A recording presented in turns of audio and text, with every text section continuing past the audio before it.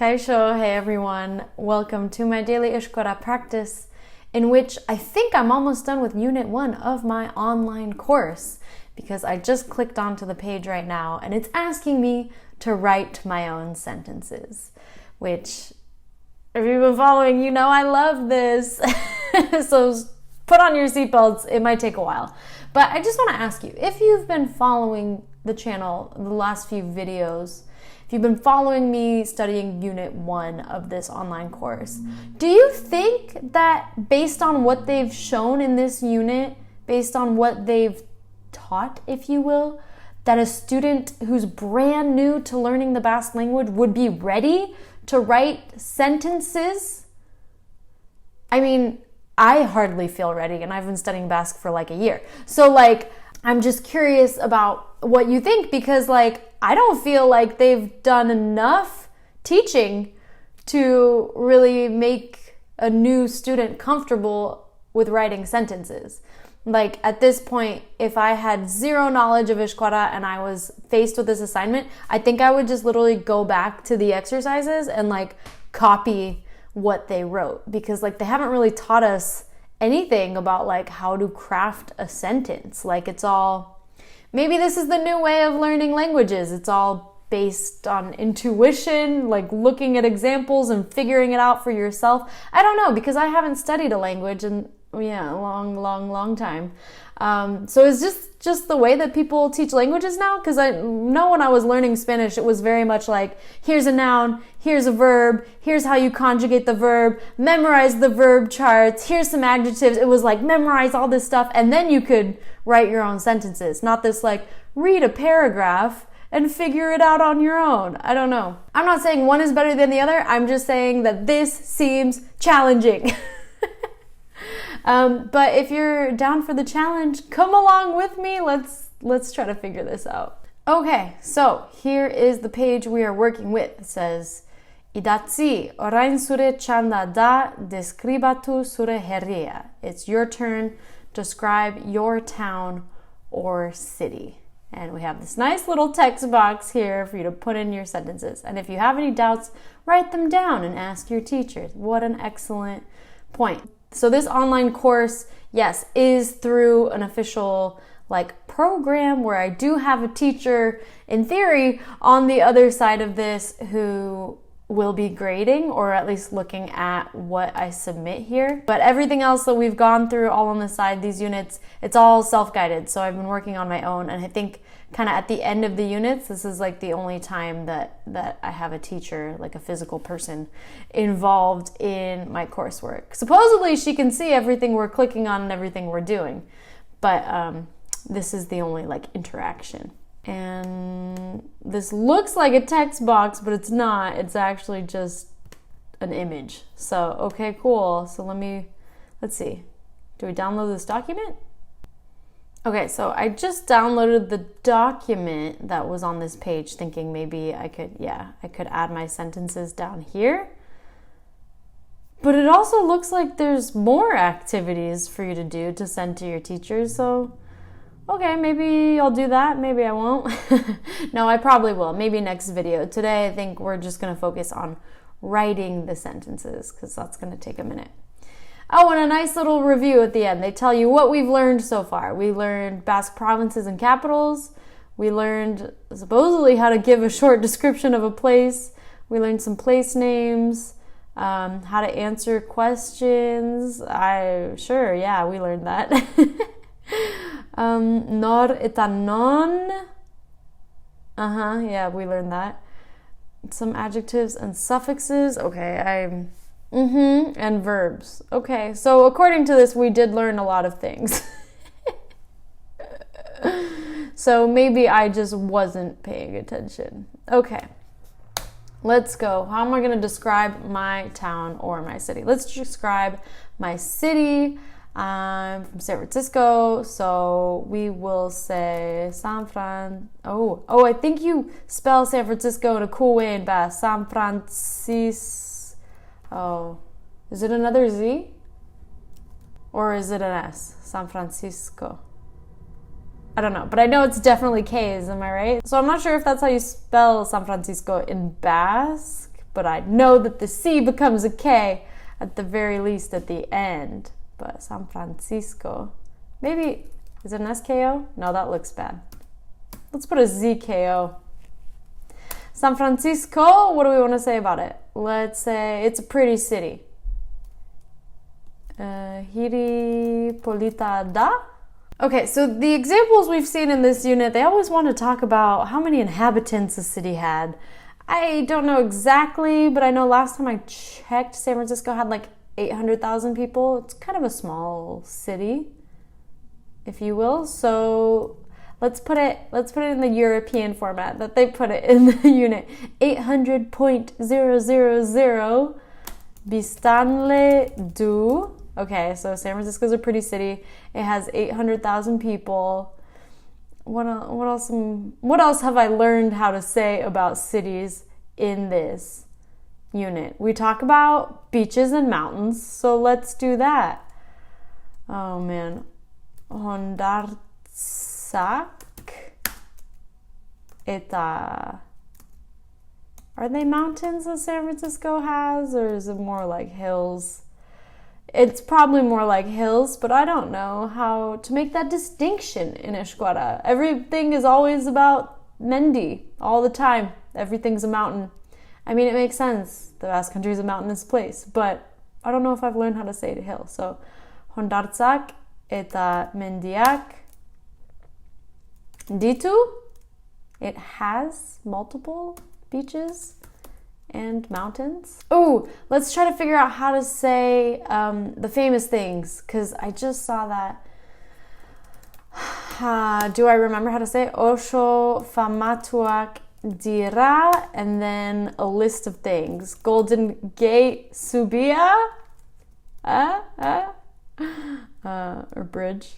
I don't know. If you were speaking Basque, would you just say Golden Gate Bridge, or would you really commit? Or would you translate the whole thing? Like, would you say Golden Gate in Basque too? I don't know. But I'm going to say Golden Gate Subia. What else is famous in San Francisco? Cable cars. Don't know how to say that in Basque. Pier 39, but like, who cares about that? Alcatraz, that's interesting. Alcatraz Irla. Okay, what else? I'm like imagining San Francisco. I'm like, what else is interesting about it? We got fortune cookies. We got redwood trees. Well, it's not San Francisco itself, but the area. Sea lions. Rice-a-roni. I don't know. What's cool about San Francisco? We need one more thing on the list. Golden Gate Bridge, Alcatraz. What's another landmark that people care about? Let's just say Coit Tower, because it's cool and in the skyline. Oh, in Basque is a tower torrea? I don't know, but I'm gonna put that down. All right, what else about San Francisco? Should I just say about it what they said about Bayonne yesterday? Oh, it has lots of shops. Sure. Ashko Denda. Or was it Denda Ashko? Oh man, I think it was Denda Ashko. Oh, I never remember the nouns and the adjectives, which one goes which. Denda Ashko Dago? For there are a lot of shops. Denda Ashko Dago. Lots of tech companies. Do I know how to say that? No, but I can say Denda Ashko eta Lantegiak. Would it still be Dago at this point? Or Daude? There's a lot of shops and workplaces. Oh man, this is getting challenging. Do I remember how to say it's close to San Francisco? Hurbil? Pacific?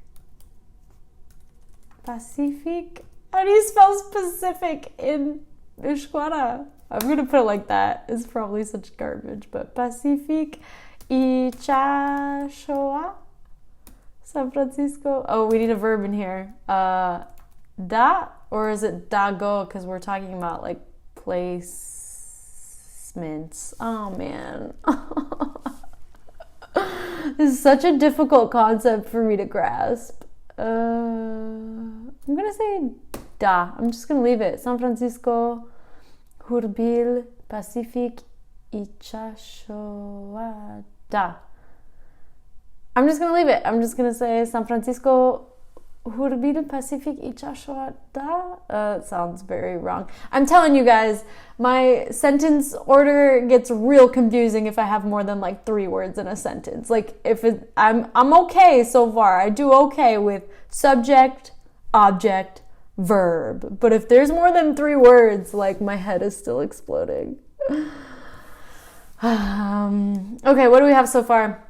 San Francisco is a pretty city. It has 800,000 people. It's got mountains and beaches. Very famous places are Golden Gate Bridge, Alcatraz Island, and Coit Tower. There's a lot of shops and businesses. San Francisco is close to the Pacific Ocean. I feel like that description of the geography should have come sooner. I don't know why that bothers me. We're gonna end with it has a lot of shops. Ooh, and restaurants, shops. Oh gosh, I don't know how to say. There's a lot of shops and a lot of restaurants. Like, is it denda ashko eta yateche ashko? Or is it denda eta yateche ashko? Like, can you put it all together like that? Oh man, so many questions. Let's say the restaurants are very good. How about that? Yateche ak osho ona? Oshona dira, because it's multiple. How do you say San Francisco's restaurants? Oh, okay. So could you say like San Francisco ko yatecheak, like the restaurants from San Francisco? Or could you say San Francisco ren yatecheak, the restaurants of San Francisco?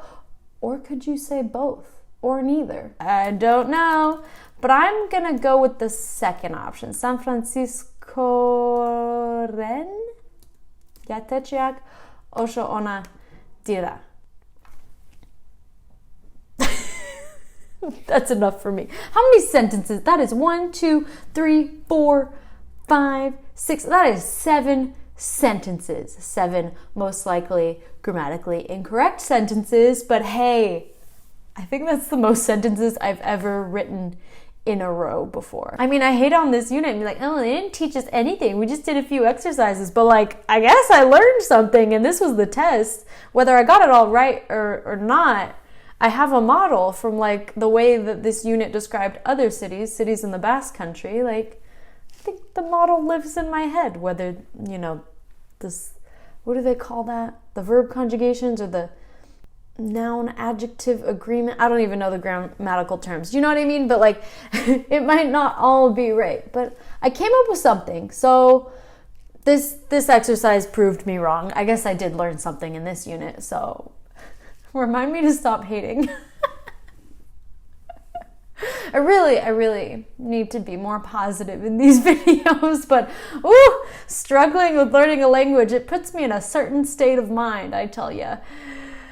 And it's just a state of mind that makes me feel like a huge failure. But I was talking with my mom today about learning Euskara and how much we're struggling with it and stuff. And she was like, but you know what? I think just learning a language is hard. Like, full stop. Like, we all like to blame Euskara for being like an impossible language and it's so hard to learn. But like, in general, like, languages are just hard. Especially when you're not a child, you know, and you pick things up quicker. Like, they're just hard. Like, some people pick them up faster than others. And others, like me, just sit around and complain about how hard they are while subtly learning something in the process. So, hey, whatever works. But I am coming to see that, yes, Euskara is kind of hard to learn. But it's not as hard as I thought before I started. Once I started learning, I realized that there were already some things about the language that were kind of familiar to me and kind of created these light bulb moments for me. Like, oh my God, that's why my dad says that. For example, my dad, like my whole life, he repeats words a lot. And I just thought it was because like his English wasn't so good and like he needed to repeat himself to get his point across. And then when I started studying Basque, I learned that in Basque, to emphasize something, you could just repeat the word. Like instead of saying very slowly, like you could just be like slowly, slowly. Emeki, emeki, poliki, poliki. And I was like, what? My dad does that all the time. Like even when he answers yes to a question, he'll be like ba ba. He'll say it twice. Like he won't just say yeah. Oh, by the way, fun fact, my dad doesn't say bye in his dialect, they say ba. And so if I go around, if you picked up on that in these videos, I say ba sometimes. But yeah, so there's some things about this language that aren't as difficult maybe as I expected, while others are very challenging. So all of this to say, it's a very interesting process. And thank you for watching. Thank you for sticking through these videos with me. I really appreciate you being here. And if you want to come back and watch more videos, definitely subscribe to the Hello Basque YouTube channel and click the bell if you want to get notified every time I post a video, which these days is quite frequently. So I hope to see you in the next one. Bye.